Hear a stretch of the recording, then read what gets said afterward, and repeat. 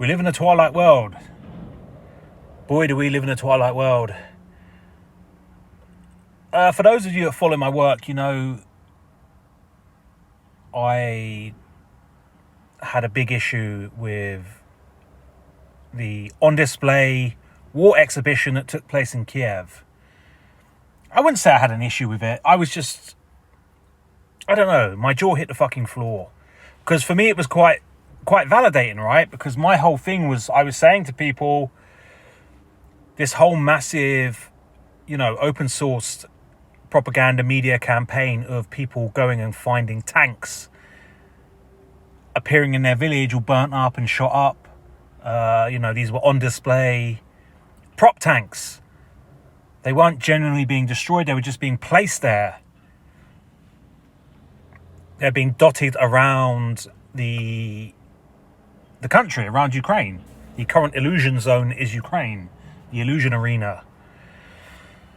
So when it appeared in Kiev as like a fun kind of like family day out display thing, I was like, look, what they're doing here is no different from what they're doing around the whole country. Someone just comes and drops off these shitty old tanks. And look, everyone goes and takes a selfie with them. Because that's the world we live in today. It's second nature for these NPCs to take selfies and photos of things and post it on social media. Thus, they are now partaking in an open source propaganda campaign, but they don't know that. They're just doing it for likes and hearts and look at me standing next to a tank, So yeah. They put these things on the back of a truck, they just unload them, and they fuck off. Whether it's a very overt one, like in Kiev, or whether it's very covert, like the small Soviet villages, the Soviet wastelands in the east, where they're just dotting them around. And yeah, the unbeknownst public just do what they do and take selfies next to them. Then, of course, this just it swamps social media, and the NPCs in the West, they love it because they think it's coming from a fellow NPC. That's the worrying thing about these open sourced information intelligence, what they call the TikTok war, is it's very dangerous because, yeah, you're essentially making the NPCs, the average Joe is now the war correspondent, is now the cameraman. And they're not the most reliable source when it comes to perception because they just see what they're told to see. So they're told to see a war, they will see a war. They will then take their photographs and selfies from the perspective they're in a war. This will then get back to the NPCs at home who've got Ukrainian flags in their car window or in their garden or by their front porch or whatever, who also think the war is real. They are now getting validation from a fellow Joe Normie NPC. And you see how it goes round. It's self-perpetuating. See, back in the day, before everyone had a camera in their phone, before we had this TikTok war reality we live in, any footage we saw was down to mainstream media. And then, people like us out in the tribe, us vigilant people, us people with eyes to see, well, we'd say, well, how can we trust the media? Because the media is just a propaganda wing of the government and military industrial complex. We can't trust it. Well, we could point out that the media has an agenda. The media will film it in a certain way, right? We could also then point out the intelligence services are probably there as the handler facilitating whatever the mainstream media is filming. But you see now with open sourced TikTok warring, it now it passes the buck onto the members of the public, and it makes it appear like the intelligence services and the mainstream media have nothing to do with it. Well, that's not us. That footage came from a granny down in Mykolaiv. southern Ukraine. Are you calling her a liar? Are you calling all these people in the street that are filming this a liar? It's like, no, I'm saying they're easily fooled participants of illusion warfare. They don't know what's up.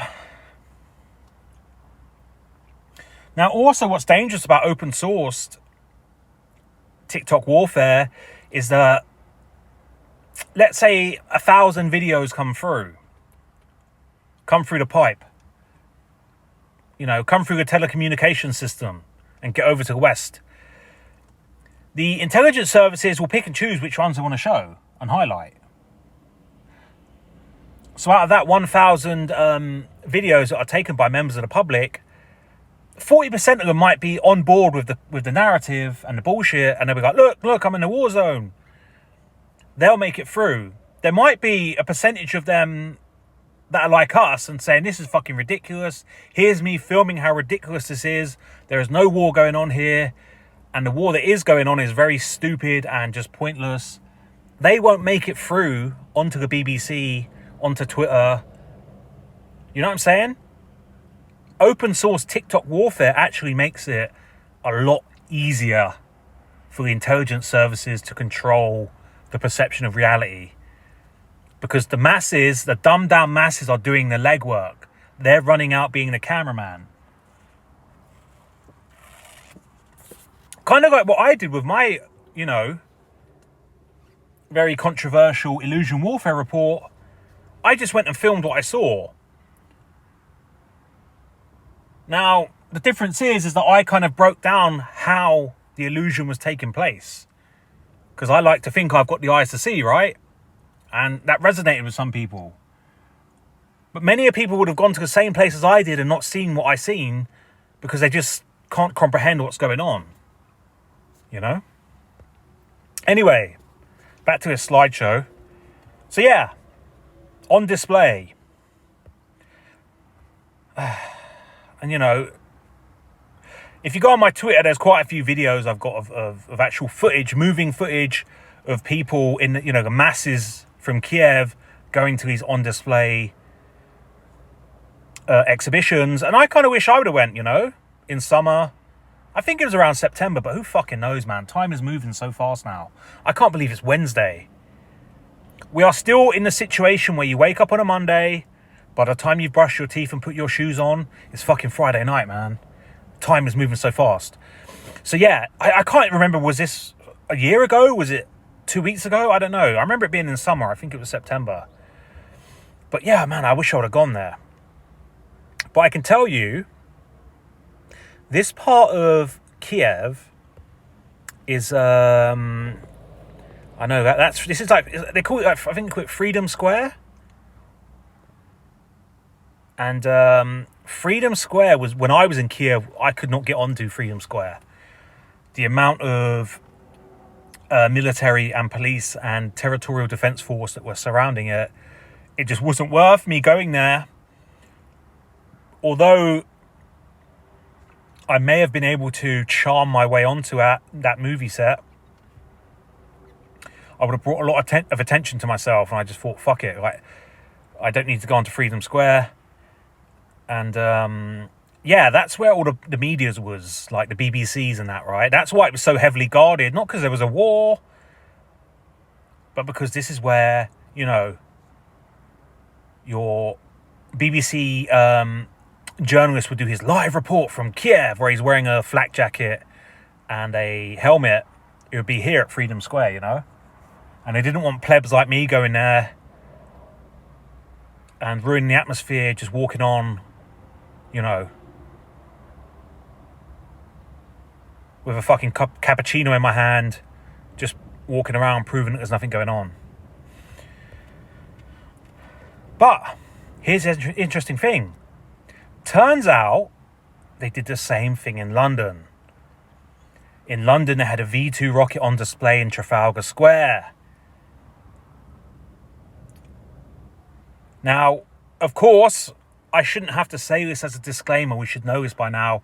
We cannot trust any image that comes through this black cube. It comes through the television. By the way, when I say television, the tele-vision is anything that is telling a vision. Because when I say TV, people get smart ass and go, oh, I haven't watched TV since 2002. You're listening to me on a TV right now. Your smartphone is a TV. Your laptop is a TV. Yeah? The TV is just a general all-round term we use for the black cube. So don't be trying to act like a smart ass and say I don't have a TV. Because you're listening to me right now on a TV. Anyway. And the reason, if I sound kind of like a bit bitey, we're still in the season of people just passively aggressively asking stupid questions, condescending, patronizing questions, you know. These babblers in the abyss that just keep asking you questions that have no interest in your answer. They just want to constantly keep you going round in circles in a stupid argument. It seems to be a new tactic with me, and I don't know, maybe you guys are having the same problem. But I'll just post a tweet and it'll be some clown will come up really kind of like patronizing, asking me a question, and no matter what answer I give them, they will not be happy with it. But they're doing it in a way passive aggressive, you know, they're saying it in a nice, hey Les, just wondering what you thought about blah, blah, blah, blah, blah. And then you give them an answer and they'll be like, well, could you explain that a bit more? Oh, and then it just goes on, and they've got no interest in what you've got to say. They just want to burn up your time, okay? So what I'm doing is just avoid them at all costs. I don't care if I get a reputation as someone that doesn't respond. I can tell by the tone whether it's a genuine question or not, okay? And I know who out there is asking genuine questions by the type of question. So do not engage with these babblers at all costs. You've got to avoid them, man. They're just going to go and drain your fucking energy. That's their whole purpose. I don't know whether they're real people or whether they're bots, but yeah, they're just still around. They're not going away. Back when I first started blowing up on Twitter, I had a lot of aggressive people saying they were going to kill me, or you know, there was this one guy in it obsessed with me in it, like saying how he's recording all my voice and trying to and he was like zooming in on my eyes in any images that came up of me, you know, and he was like studying the tattoos on my hands, you know, basically saying he's going to try and, like, you know, him and his friends are going to digitally identify me and tell it to the SBU, the Ukrainian special, you know, Ukrainians MI5, and they're going to tear me apart and all this kind of shit. And, you know, people say there's going to be an angry mob after you, all this kind of shit, all these kind of indirect and direct death threats. But anyway, they've all fucked off, and now it's the passive aggressive. So yeah, if I seem a bit bitey, it's because, you know, I go and check my Twitter, I check notifications, and it's just full of these clowns, but trying to suck the life out of me with these stupid questions. So yeah, they had a V2 rocket on display in London. Yeah, we can't we can't trust it just because it's a picture. But for the sake of this YouTube video, let's just go along with it. To me, I reckon it's probably true. You know, to convince the masses of that day there was a war going on, you had to do shit like this. You have to bring the exhibition to the streets. It's all about, this is the thing about illusion warfare, okay? It's physical, it's 4D. It's all about hitting the physical senses of your body. Sight, smell, hearing, tasting, touching,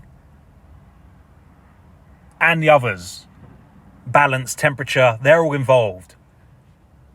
Okay, so that's 4D is about hitting your physical.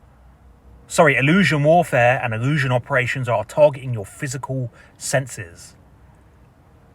So putting a V2 rocket in the streets is illusion warfare, because you can really go and touch it. You could probably smell it. There's probably a certain smell to the paint that's on it, you know, and this will implant in your memory, okay? Psychological operations are targeted at your mind and at your morale. Most psychological operations are done via information, propaganda, media, leaflets through your front door. It's psychological warfare is meant to break your morale, break the enemy's morale. What I'm bringing to the table is this concept of illusion warfare and illusion operations, which uses physical things to target your physical senses to give you the illusion it's really happening. I need to do more videos explaining illusion warfare because I think a lot of people don't really understand it, and that's down to me. I'm not explaining it very well. So I need to do a slideshow on illusion warfare, because illusion warfare, the reason I invented it, or I pushed the term out there, because this is the missing link, right, in conspiracy theories. For me, I wasn't just happy with everyone just saying it's a psyop, because psyop doesn't really apply to everything. You know, psyop's a big part of the false reality and a big part of conspiracy, but it doesn't cover everything. There's still that missing link, and you can't just always say that every fucker is a crisis actor. There cannot be that many crisis actors in the world. There cannot be that many intelligence services agents in the world, okay? For me, it's more believable that they are using their smoke and mirrors, their magic, to convince everyday NPC Joe Normies they are somewhere where they're not, or something's happening that's not. We can use a scam. The most obvious one is a scamdemic, where you gave them their costume of a mask, their prop of a mask. You made them queue up outside of the supermarkets, and they had ambulances driving up and down in pairs with their lights on for no reason. This was the physical side of it, okay? Because they go hand in hand. You can't always just have a psyop on its own. There has to be an illusion op to make it work. You can say all you want, there's a deadly virus, but it helps if you implement an illusion op where you have them wearing a fucking mask, standing in a queue outside the supermarket. And yeah, a lockdown, forcing everyone to stay home and watch, and forcing them to watch their televisions where the psyop is going into their mind. But then when they go out on the street, they see the fucking ambulances, the fake ambulances driving up and down with their lights on. So they got people. They know there's a certain percentage, even of the NPC type, that is going to start questioning. Like, hang on, this is only existing on my TV. So that's why illusion operations are so key. And it's the missing link. It's a missing link in conspiracy.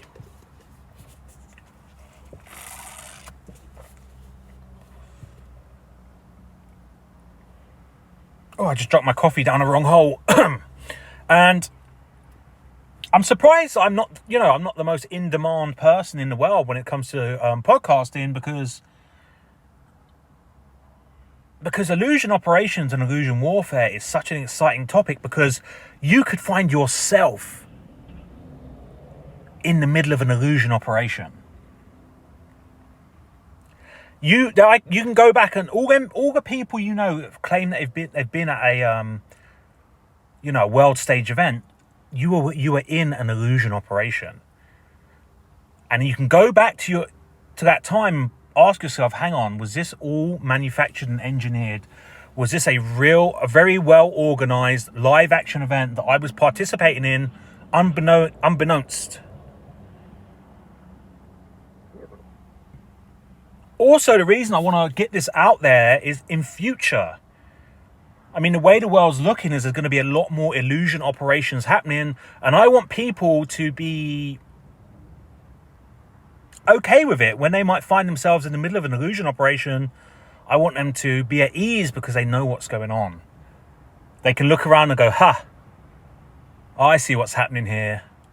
This is a fucking illusion operation and none of these fucking idiots can see it. And then they can remain calm, not get loosed out. And the more you can see it's happening, the more you can kind of not consent, right?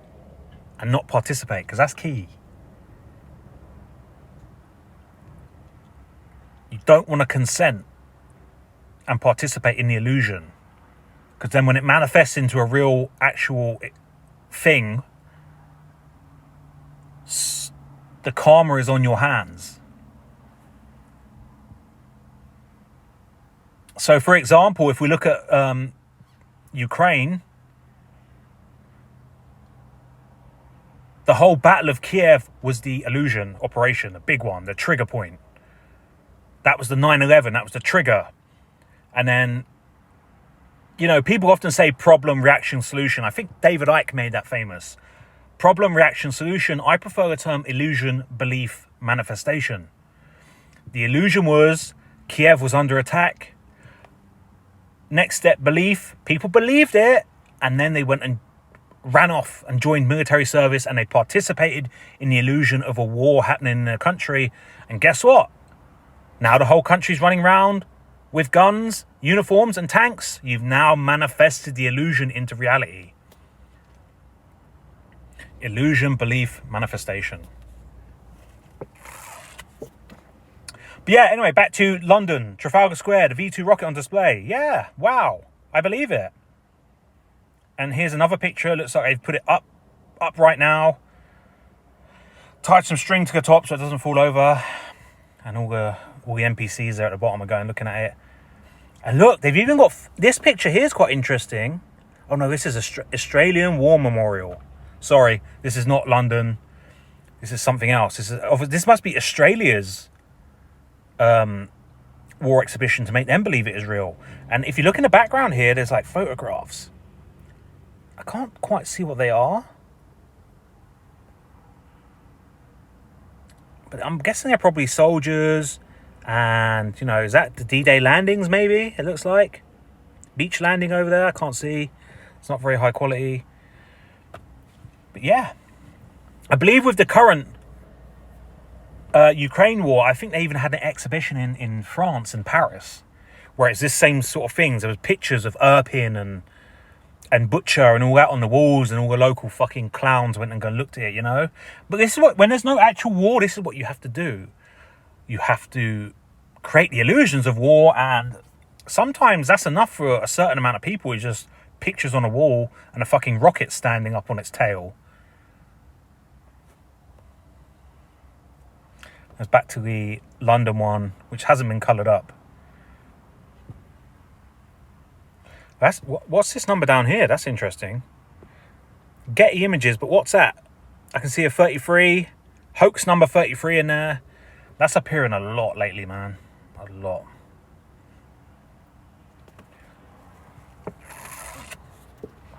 There you go. London and Kiev. Same situation. On display. We live in a twilight world. There are no friends at dusk.